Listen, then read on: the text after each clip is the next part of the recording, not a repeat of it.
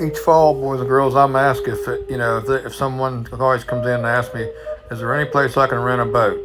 Well, I really don't know anybody, but what I done, I went out and purchased a 1448 John boat with a 20 horse Mercury, and I'm going to offer it for to rent, this fall and this winter here in Lake Okeechobee and the canals and the river. I mean, but you can't take this on the lake, but you can take it in the river and in the canals.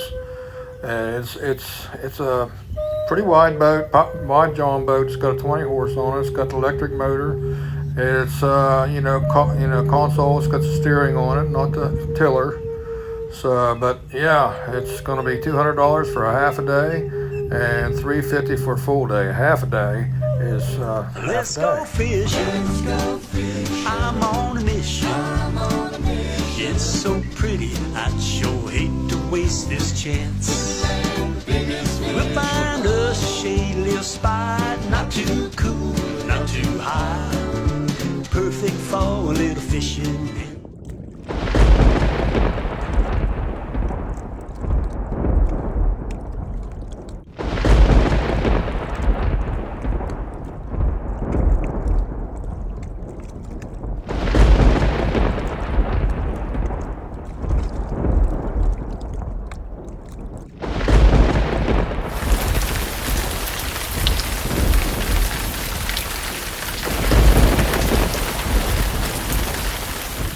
Okay guys, there's fish here, see them?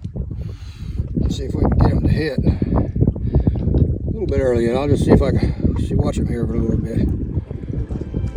Out through there. No, don't want that. No, don't want that. Let's shoot her out just a little bit farther here. I'm out the range, down range, back, forward range. Let's go out 50 feet. Shoot her out there just a little bit farther. Hit that button, didn't I? Forward range. I want her out there about at least for 50 feet. That's too far. 40 feet. 40 feet's good. Look, a lot of fish here if we can get them to hit. Let's kind of explore around here. Look up towards the reeds there. There's the reeds. See them out in front of the reeds right there, and then there's, I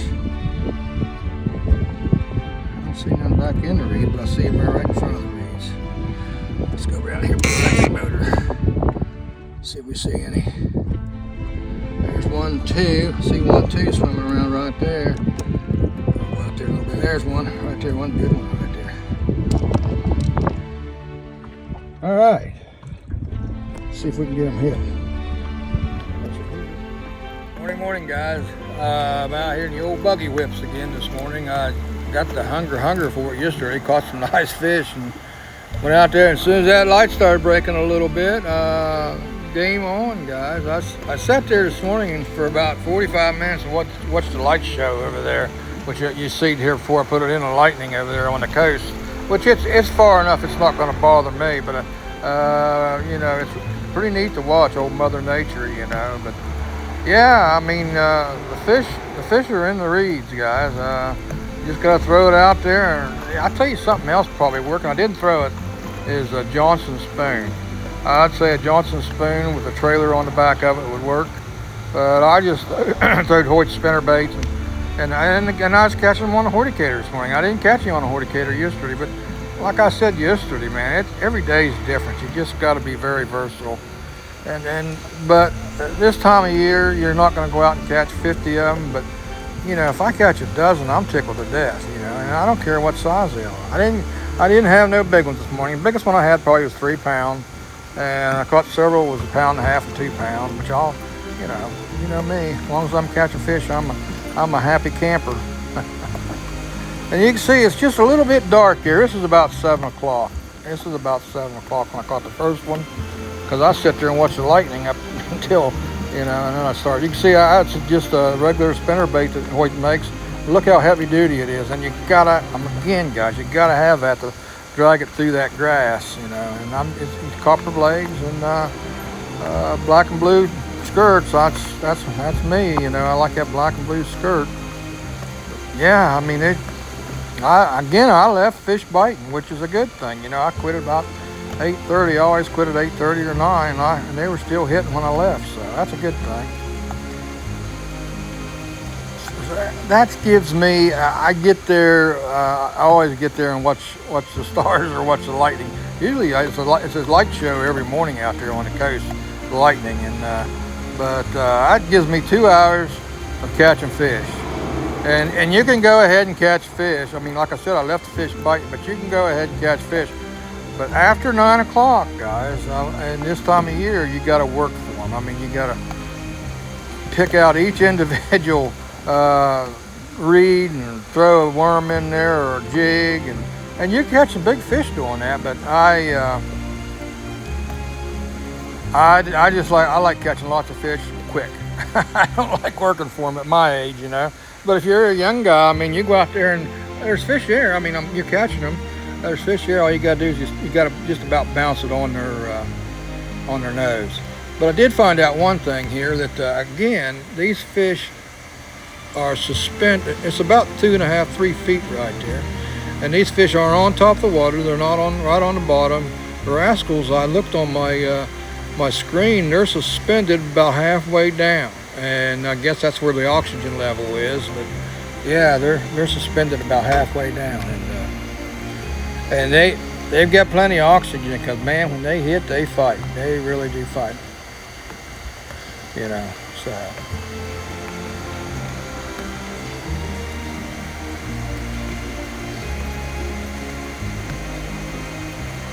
And they're nice fish. I mean, if you're in a tournament, 2.5, 3 pound fish, you know, you'll probably, the tougher it is right now, you'll be in the money. So anywhere you can see the buggy whips, I don't care where you're at. Now I don't know anything about the southern end of the lake, okay, at all. I don't know, but from below Indian Prairie all the way up to the north end of the lake, you go in them buggy whips in the morning, you'll catch them. I'm just telling you right now, you throw that spinnerbait in there and catch them. I like throwing the spinnerbait in there because I like to cover a little bit of territory, you know. I mean, you can go in there flipping with a jig and stuff and just take your time and catch them. But I want to put numbers in the boat, and I don't care what size they are. So that's why I throw that spinnerbait in them reeds and the grass and stuff and just slow roll it out. And yeah, I was lucky to, you know, come on this heavy duty spinnerbait, because regular spinnerbaits, you know, I was talking to Caleb here at the shop. He said there's one guy that used to do what I'm doing right here about every day, and he went through like 5 or 6 spinnerbaits a week, where that, you know, because you bend them and then you bend them back and they break. These don't. They don't break. The only way you lose one of these is if you break a line like I did yesterday morning. And I hadn't changed my line for a long time. But there, I'm showing you right there it is, guys. You can get them at the shop right there. And you know, catching fish. That's the bottom line. That's the whole idea of it, catching fish, guys. But they're right out there in the middle of that grass, reeds, not grass, reeds. And we're getting on the downsides on the moon too. The moon thing is about, you know, and that has a big deal. It has a great deal to do with it. Is after that full moon, about 5, 6 days, 7 days after that full moon, it is tough. Then September, you know, but yeah, once we get now, everybody's going to start catching fish again, which is a good thing, because people go out there, you know, you want to catch fish. You don't care how it is. You know, you want to catch fish, put them in the boat.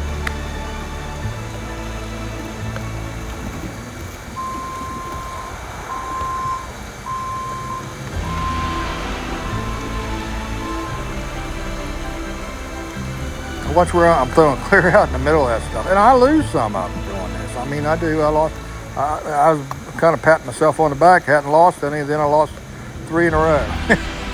They weren't big ones, but I still lost them. Lost them in them reeds. I get wrapped around that reeds, but still, you know.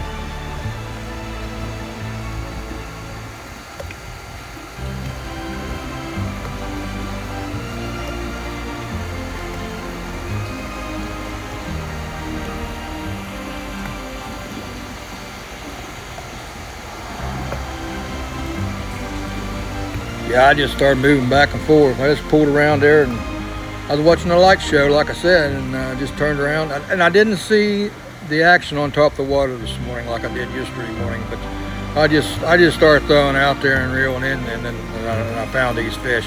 And I also put my electronics on, and I thought, you know what, I'm not seeing anything, so I better turn my electronics on. Then I seen them, and there were several of them out in front of the reeds. Nice fish, and they're bass because I'm catching them.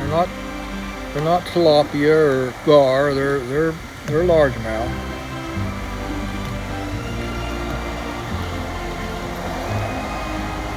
I picked that one up. I was getting ready to pull it out of the water, and I jumped up there and grabbed it. That near committed suicide. Not really. I put him back. I put them all back. It's too tough right now. You want to put all the fish back.